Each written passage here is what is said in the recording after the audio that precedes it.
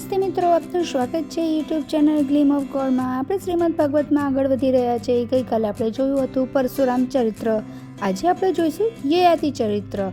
શ્રી સુખદેવજી બોલ્યા, પુરુરવાની આયુ નામનો પુત્ર હતો। આયુને નહુસ નામનો પુત્ર હતો।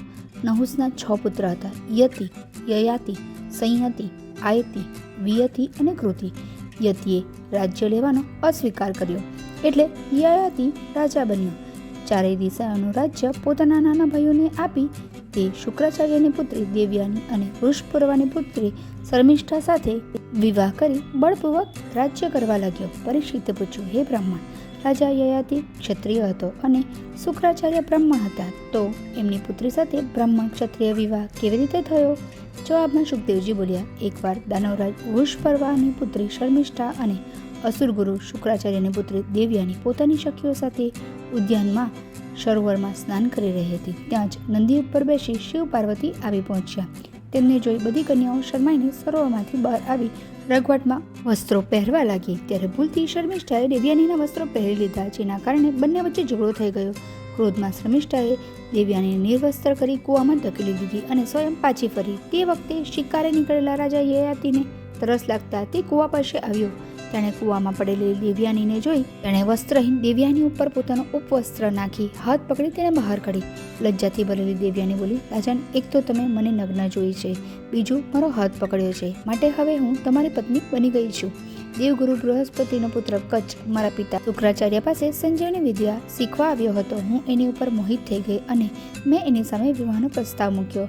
એણે ગુરુપુત્રી માની મારા પ્રસ્તાવનો અસ્વીકાર કર્યો એટલે મેં એને સંજીવની વિદ્યા અસફળ થવાનો શાપ આપી દીધો। જવાબમાં એણે પણ મને શાપ આપ્યો કે તને બ્રાહ્મણ પતિ નહીં મળે, માટે તમે સંકોચ ન કરો। યયાતિએ તેની વાત માની તેને પત્ની તરીકે સ્વીકારી લીધી। દેવયાનીએ પિતા પાસે જઈ રડતા રડતા શર્મિષ્ઠાના વ્યવહાર વિશે જણાવ્યું। અપમાન થયેલું જાણી શુક્રાચાર્ય પુત્રીને લઈ ત્યાંથી જતા રહ્યા। ત્યારે વૃષપર્વાએ એમનાથી ક્ષમા માંગી। ત્યારે શુક્રાચાર્યએ એમને દેવયાનીથી ક્ષમા માંગવાનું કહ્યું।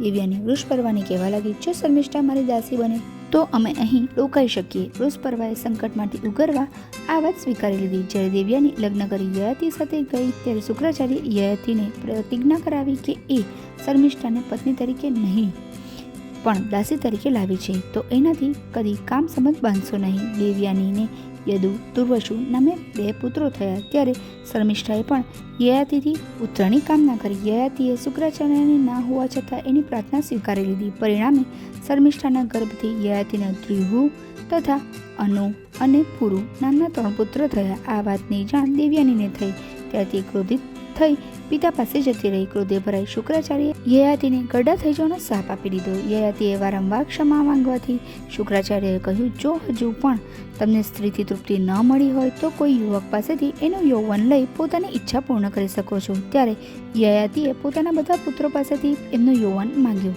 4 મોટા પુત્રોએ એમની માંગણીનો અસ્વીકાર કર્યો।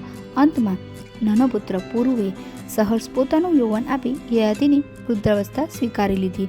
1000 વર્ષો સુધી ભોગો ભોગવ્યા બાદ યયાતિને વૈરાગ્ય થયો। એ દેવયાનીને કહેવા લાગ્યા, હે દેવયાની, તારા પ્રેમ બંધનમાં બંધાઈ હું સ્વયંને પણ ભૂલી ગયો હતો। વિષયોને ભોગવવાથી વાસના શાંત થતી નથી, પણ જેમ ઘી નાખતા આગ વધારે ભડકે છે તેમ વાસનાઓ પ્રબળ બને છે। વિષય વાસનાઓથી તૃષ્ણા બધા દુઃખનું મૂળ છે। આ તૃષ્ણા વિદ્વાનોને પણ વિનાશ કરે છે, માટે હવે હું એને ત્યાગી બ્રહ્મનું ધ્યાન કરીશ। ત્યારબાદ યયાતિએ પુરુનું યૌવન એને પાછું આપી દીધું અને એની પાસેથી પોતાની વૃદ્ધાવસ્થા લઈ રાજગાદી પુરુને સોંપી એ તપ કરવા માટે વનમાં જતો રહ્યો। આ છે યયાતિનું ચરિત્ર। બાકીનું આપણે આવતીકાલે જોઈશું। ત્યાં સુધી આપ સૌને મારા જય શ્રી કૃષ્ણ। જો આપને અમારો વિડીયો પસંદ આવ્યો હોય તો વિડીયોને લાઈક કરજો, શેર કરજો અને ચેનલને સબસ્ક્રાઈબ કરવાનું ભૂલતા નહીં। આવજો।